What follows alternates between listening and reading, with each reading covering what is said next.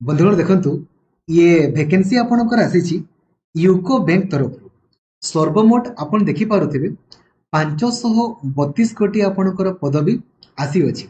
सर्वप्रथम मु आपणको भिडियोर आरंभ रे ही कहया पई चाहेबी एहा गोटे प्रकार एप्रेंटिसशिप आपणकर अटे जोथिरे से माने गोटिए वर्ष पई आपणको एप्रेंटिसशिप आकार रखिबे जोथिरे आपण चाकरी करबा सहित शिखि पारिबे एवं गोटिए वर्ष परे आपणको से माने चाकरी काढी देबे। तेनु करी जदि आपणकर नीड अछि मासकु से माने आपणको दरमा देबे। देखंतु मासकु दरमा आपणको 15,000 टंका लेखाय मिलिबो। टोटाल गोटिए वर्ष आपण चाकरी आकारे करि पारिबे। ठीक अछि। तो जदि आपणकर नीड अछि यूको बैंक रे करिया पई देन एही वीडियो को कंप्लीटली देखिबे। डिटेल इन्फॉर्मेशन मु आपणको प्रोवाइड करिवि। तो लाइक और शेयर करके सब सांग मानक भी आपण जणाई देबे जो द्वारा कि हुए तो आपणकर नीड न थाई पारे अन्य कोनोसी भी सांगर थाई पारे तांको जणाई देबे। आ चैनल को नुआ अछंती देनेबे ही सब्सक्राइब करिकी ऑल नोटिफिकेशन को भी आपण ऑन करि देबे। एवं जदि आपण व्हाट्सएप यूज करूसंते ना देन 8895154969 एई नंबर आपण व्हाट्सएप रे हाई लिखि देबे। आपन को automatically WhatsApp group Telegram group तथा मते पर्सनली मेसेज करिवारो लिंक मध्ये आपन को मिलि जिवो। बंधुगण देखंतु यार ऑफिशियल वेबसाइट कोन एवं आपन केमिति अप्लाई करिवे सिंपली आपन गूगल रे सर्च करिवे यूको बैंक कैरियर्स सर्च कले जो प्रथम ऑफिशियल वेबसाइट आसेला या ऊपर आपन क्लिक करिवे। जेमिति आपन या ऊपर क्लिक करिवे यूको बैंक uco.bank.in/job opportunities टिके स्क्रॉल डाउन करिवे देखि पारिबे लेखा हिच आपनकर eighty engagement of apprentices in UCO bank या ऊपर क्लिक करी आपण ऑनलाइन अप्लाई करि पारिबे। आ या ऊपर क्लिक करिके आपण नोटिफिकेशन को पढि पारिबे। तो आगो मु नोटिफिकेशन संपर्क रे कहूची।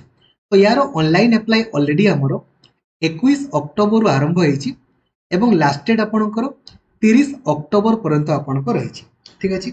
एथिरे सबु राज्य पई आपणकर वैकेंसी रहिची सेमिति आम ओडिसा रे मध्य वैकेंसी आपण देखि पारुथिबे 42 गोटी आपणकर पदवी रहिची आम ओडिसा रे मध्य। जदि हम एथिरे क्वालिफिकेशन संपर्क रे आपणकर डिस्कशन करिवा क्वालिफिकेशन और एज लिमिट तो मिनिमम बयस आपणकर 20 वर्ष हेतिबो 1 अक्टोबर 2025 सुधिया।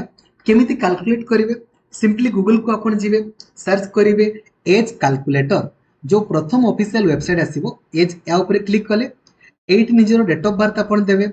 आ जे लेखाइनी एज 8 एटा को अक्टोबर 1 2025 कर देबे। आ कैलकुलेट ऊपर क्लिक करिवे।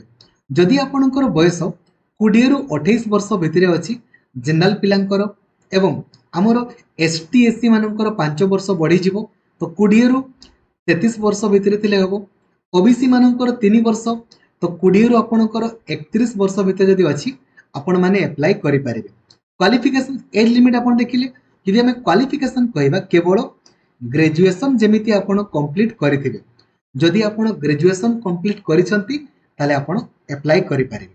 ठीक अछि। नेक्स्ट केते आपण को स्टाइपेंड बा दरमा मिलिबो 15,000 टंका आपण को मिलियो मासकु गुटे वर्ष आपण रहिबे। ठीक अछि।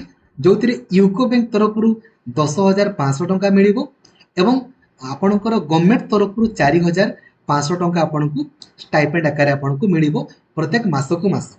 ठीक अछि।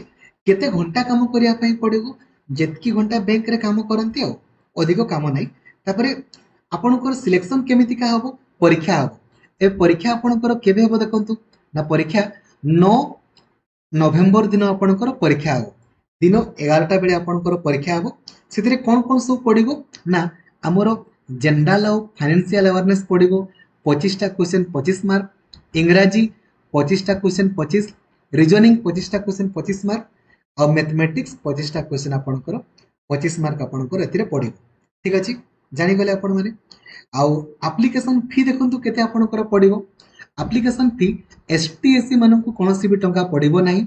दिव्यांग मानकु 400 टंका आउ जनरल ओबीसी आउ ईडब्ल्यूएस मानकु 800 टंका आपणकर पडिबो प्लस जीएसटी जीएसटी आपन जहा पडिबो। ठीक अछि।